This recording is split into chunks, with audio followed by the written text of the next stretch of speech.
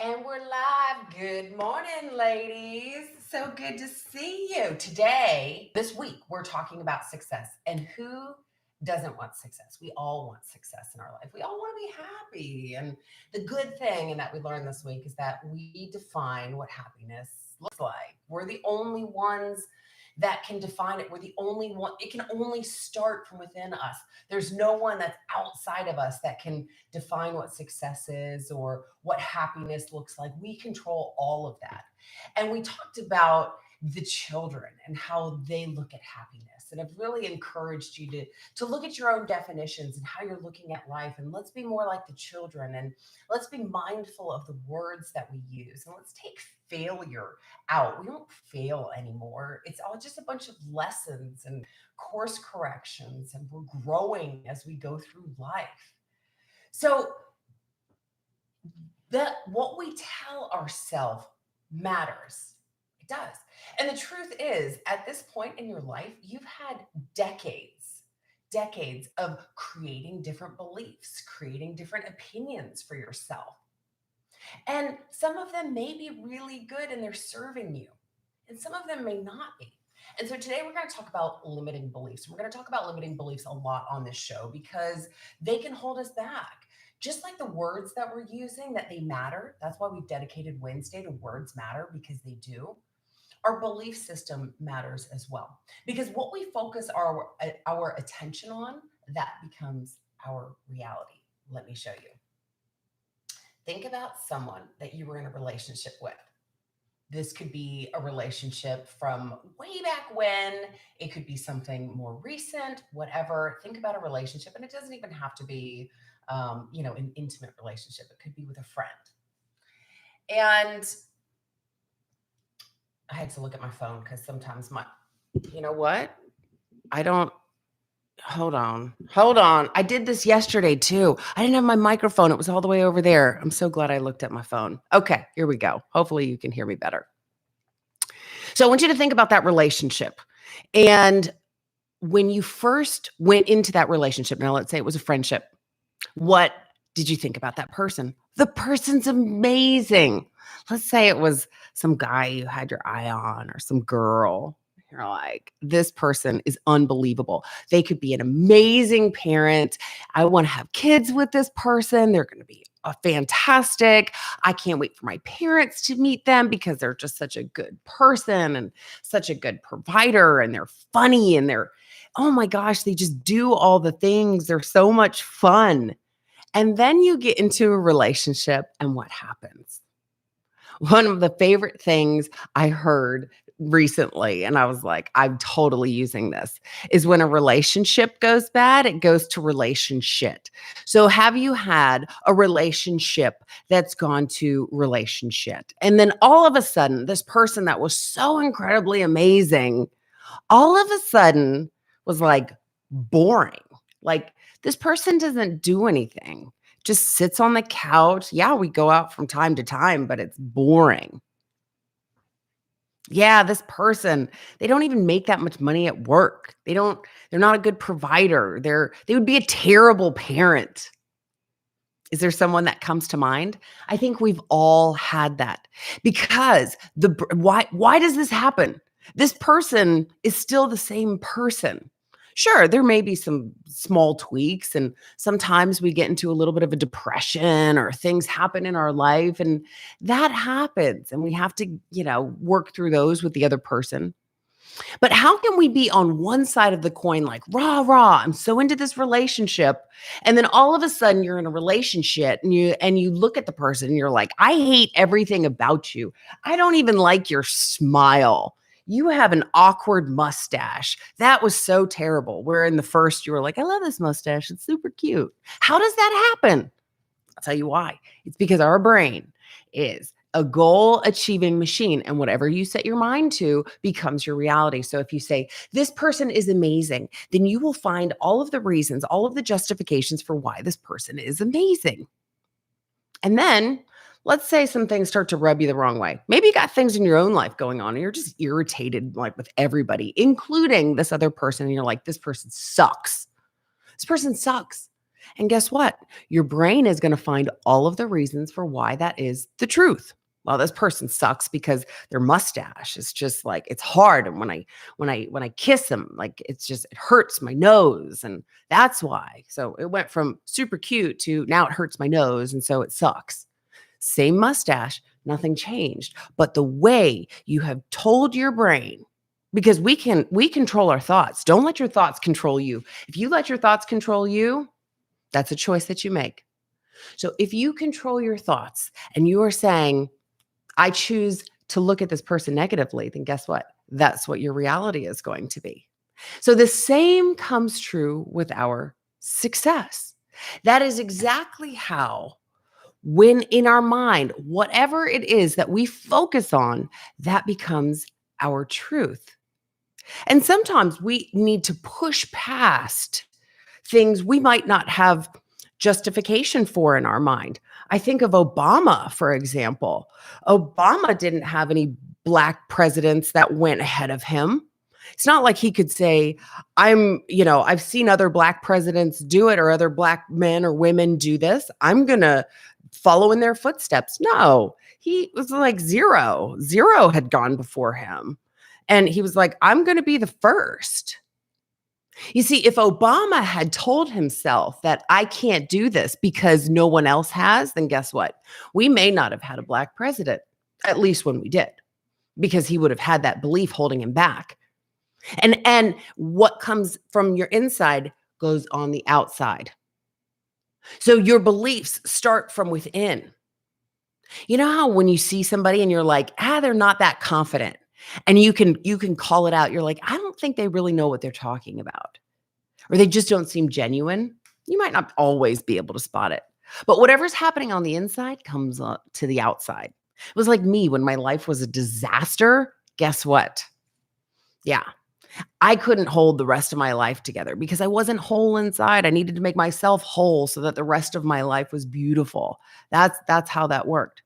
And so if Obama had said, you know what? I can't be the first president. I can't be president because I'm Black. Well, other people would have picked up on that and they would have said, yeah, man, you're right. Like, you're Black. But he said no. And guess what? He was a president. Like, anything you set your mind to, you can do. So kudos to Obama for believing in himself and for bringing other people into the fold, saying, you know what? I don't care that nobody else has done it. Do you believe in me? Do you believe in me? Do you believe in me? And there were enough people that had that belief system in him that regardless of what your skin color is, that you can still go do amazing things, that you can lead a country, that you can go, rule the world. Yeah. Enough people had that belief system. And guess what? We had our first Black president. It was amazing.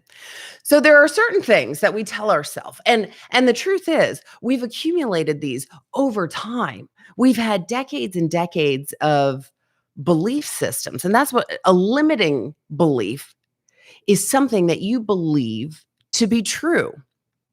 Maybe you saw your parents grow up in a certain way. And you said, that is truth because my parents went through that. Maybe it was the area that you grew up in. Maybe you grew up in a hard area and you said, boy, I can't move away from being, let's say maybe it was a lower income. I can't move into a higher income bracket because no one else around me did. Or look at how hard it must be to move out and get into a higher bracket because no one else around me did. Or you may be from a very wealthy area and you say, yeah, money is so easy to make. I can just go do it. I don't even have to work. I just get paid. Maybe the people around you had businesses that were just accumulating money and you didn't see all the hard work that went into it. You just saw the money coming in. So you were like, people should just pay me. Like, I don't even need to do anything. See how those can very easily be formed in our mind? And so whatever we have in the back of our mind, just like we talked about Obama saying, I can or I can't, or we talked about, that person in our life that we say, okay, this person is amazing or they're not. Whatever that belief is, whatever we choose to focus on, that becomes our reality. So I looked up some examples of limiting beliefs. And so maybe some of these will resonate with you. Everyone else is doing better than me. Okay, like how many times have we done that? And we talked about comparing ourselves and how we don't need to do that anymore. So if that is a limiting belief of yours, let's take a look at that. Let's assess that. And is that something that is really serving you? Is truly everyone else doing better than you? There are 8 billion people in this world. Is everyone doing better than you? No. Now, we talked about earlier this week, there are people legit that are further along than you. But how much longer have they been doing this? What has that journey looked like for them? Everyone has a different journey, and it may have very well taken them less time. So what? Our lives are uniquely designed for us. I look at my addiction, and I mean, it took me 10 years to get sober, and I struggled for longer than that. So yeah, there were people that were further along in their lives than me, arguably. But where I am now, I'm only here because of what I went through. So if I compare myself to these other people, that's not fair to me. And that takes away from some of the journey that needed to be me, to be Jen Sugarmeyer. I have empathy now because I went through the things that I went through. I'm stronger because of those things. So I wouldn't want to change my timeline. That was made uniquely for me. So why am I even comparing myself? But when we say everyone else is doing better than me, then our brains start to look for the validation. So I want you to take a step back and I want you to remember that there are 8 billion people in the world. And I don't know where you are, but not everyone is doing better than you. Because you know what? Somebody didn't wake up today and they wanted to. Think about that. Somebody wanted to go home today, but they didn't have a chance to. Somebody wanted to spend time with their loved ones, but they didn't get a chance to. So you know what? You're doing better than somebody out there. I will never get over this. So maybe let's say something happens at work. You give a presentation and it bombs, like not a little bomb, but like my career will never get over this. And I don't know about you, if you've ever had shame in your life. Shame is a silent killer. It keeps people from raising their hand and saying, I need help. It kills people.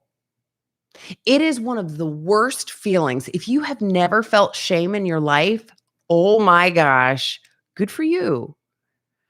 I know for me, again, with my addiction, there was a lot of shame. I didn't want to raise my hand. And maybe if I did, then my life would have looked different. I don't know. But I'm grateful for the path that I took. But so many people live in shame and it keeps them from moving forward. We get paralyzed. We're like, I can't get over this. I can't say anything because I'm going to be judged. And so we freeze in our tracks. So when we say like, I'll never get over this. Okay, well then if you say I'm never going to get over this, then you're going to stay stuck right where you're at. And ladies, if we're trying to define our success, if we're trying to move forward, if we're trying to become that leader, if we're doing the things in our life that we're thought leaders, we're visionists, we're amazing. We're meant to lead people and take on initiatives and change the world. Well, if you say that I'm never going to get over this, then guess what? That's a decision that you make. For me, one of the most powerful decisions that I ever made was that I was not going to allow this addiction to define me. There's so much shame, there's so much stigma that I said, I'm not going to be part of the problem. I'm going to be part of the solution. And for me, that became being vocal about my journey because so many other people out there are struggling. And if I become vocal with what's going on with me, then guess what? Other people watch me. I'm not even joking. I got a message last night from someone and they said, hey, I watched one of your podcasts when you were a guest on somebody's show. And you know what? I've really been struggling and I don't know why I'm messaging you right now, but I just need some hope. Can we talk? Okay. So you don't know whose life you are impacting. And when I made that decision to be part of the solution instead of the problem, because if I continued to be silent and I kept saying that alcoholism is shameful, then I feed into that. That becomes my reality and the people around me, maybe I tell them, well, it's so shameful, or I don't know. I mean, everybody makes their own decision, so I can't make anybody's mind up. But I didn't want to be part of the problem. I wanted to be part of the solution. And so I decided, you know what? I don't care. I'm just going to talk about it like it's nothing. Like I cut my finger, or, something's, nothing, like I tripped. Like, who cares? You tripped. Like, get over it. Yeah, whatever. I dealt with addiction. It's a disease. Hello, people have cancer. They don't shy away from talking about it. There's like cancer walks, like Susan G. Komen's like, let's all walk for cancer. It's the same thing, but it's just how we look at it in our mind. And the beautiful thing is that we can change the way that it is. And when enough people change the way that they think about something, because maybe there is this opinion that exists within society that alcohol is shameful. And if all these people think that, all it takes is that one person that says, you know what, it's not really that shameful because it's a disease. And look, I'm not a bad person. I'm a human. Look at all these amazing things that I've done. I'm struggling. Like the people with diabetes are struggling, and the people with cancer are struggling. So why am I any different? And then people are like, oh, okay. Oh, I guess that it is not a bad thing. But it's in our minds. Everything in this world is created from the human minds. It is so crazy when you start to look around and you're like, oh my gosh, that was just an opinion. That was just somebody's thought. Oh, we can change the world by changing our thoughts. Yeah, change your words, change your world. That's all it is. It's just associations. But there are these beliefs that you have within yourself. And I said, you know what? I'm not going to be held back from this thing. So I'm not going to say I will never get over this. I really truly thought that my dating relationship was always going to be defined by my past. Well, nobody's going to accept me because I'm tainted. That's sad. That's sad. Now that I hear that coming out of my mouth, and then I realize that those were the words that I actually believed, yeah. And now I'm like, yeah, so what? Everybody's got their things. Like, you may say, oh, I don't have a thing. You have a thing. There's a thing. There's something in your closet that you're like, oh, I can't talk about this. Just talk about it. Get over it, right? If you're the one that's keeping it in there, then you're the one that's keeping it in shame. Think about it. Think about that. All right. What else? What are some other good limiting beliefs? If everyone else is around me struggling, then I don't deserve to rise up and succeed. We talked about that one a little bit. I'll never be good at this. Maybe you try something 10 times and you're like, I will never be good at this. Well, I mean, practice makes perfect. And that may not be your calling. There are things about me that I'm like, I don't think that's my calling. But people ask me all the time, because I'm 6'1", they're like, you must play basketball. And I'm like, yeah, no, I don't. I don't play basketball. I'm not that coordinated. But the truth is, I never really applied myself. So I don't truly know if I would have been any good, but my heart wasn't in it. And I didn't. And the truth is that I remember when I was a young child, and all the kids would look at me and they're like, you're on my team. And I was like, me? Okay. And they'd throw me the ball and I didn't know what to do with it, because I had never been trained. I had no idea what to do with this ball. I didn't have this natural talent, but you don't have to have a natural talent to be good at something. Sure, that helps, but you don't have to have a natural talent. And so they would throw me this ball and I'd be like, okay. And I'd run with it. Like, I didn't know what to do. So I just run with this ball. Well, where did that get me? Not picked first the next time. And so what happened then? I was like, well, if you guys have this high expectation of me and I don't live up to it, then you know what? I want nothing to do with this game. And that's exactly what happened with me. And so even though everybody wanted me on their basketball team, because I was like the tallest kid in school, there was maybe like one other girl that was taller than me or as tall as me or whatever. And maybe two in a school of like 2,000 kids, I was the tallest. So of course they wanted me. Yeah, that's awesome. But I didn't try. I didn't apply myself. So I don't know. But if I say I will never get good at this, guess what? I never did get good at basketball, because I said, if I'm not good at this, and I only gave myself a very little minimal time to even practice, I never applied myself. But if I tell myself that, well, here I am, almost 40 years old. And I do wonder sometimes, what if I had applied myself? Might I have been in the WNBA? Maybe. Who knows? Anything's possible. Because if you tell yourself anything's possible versus, that's not possible, see, that's your belief system. So now I believe anything's possible. So that absolutely is. So we are at the top of the hour. Let me just read off a couple of these. And if they resonate with you, work within them yourself because our words matter, what we say. And if we have beliefs in there that aren't working for us, change them. Just make a new decision. Just say, okay, instead of I will never get over this, say, yeah, I'm going to get over this. I choose to get over it today and get over it. You can do that. You can make that decision. I have to be the best to be good enough. Everyone else is doing better than me. Life is supposed to be hard. This is as good as it will ever get. My fears are warnings. My big problems will sort themselves out in time. I'm being judged for not making more progress. Ladies, go out there and Google limiting beliefs keeping you from your success and go read some of those and see what resonates with you because there are lots of them. You can change your destiny by changing your belief system. These beliefs have been in with us for so many years. And it could be, again, from the culture, it could be from our parents, our friends, just how we grew up, the things we were observing. But just because we have one thing in mind doesn't mean that we can't change our destiny by changing the way that we look at something, just like I did with my own self to say, you know what? I don't need to stay silent about my struggles. In fact, if I become vocal, I'm part of the solution and I'm changing the world. And last night was more proof of it. So I look forward to talking to this individual and just seeing, what comes of that because we're all here to help each other. So go out there, Google, get into your thoughts, say, man, why aren't I getting to where I need to be? Is there something in there that's keeping me from where I want to be? So limiting beliefs, super powerful, and you are successful. I believe in you. Why don't you say it right now? I'm successful. Say it. Say it with me. I'm successful. I'm successful.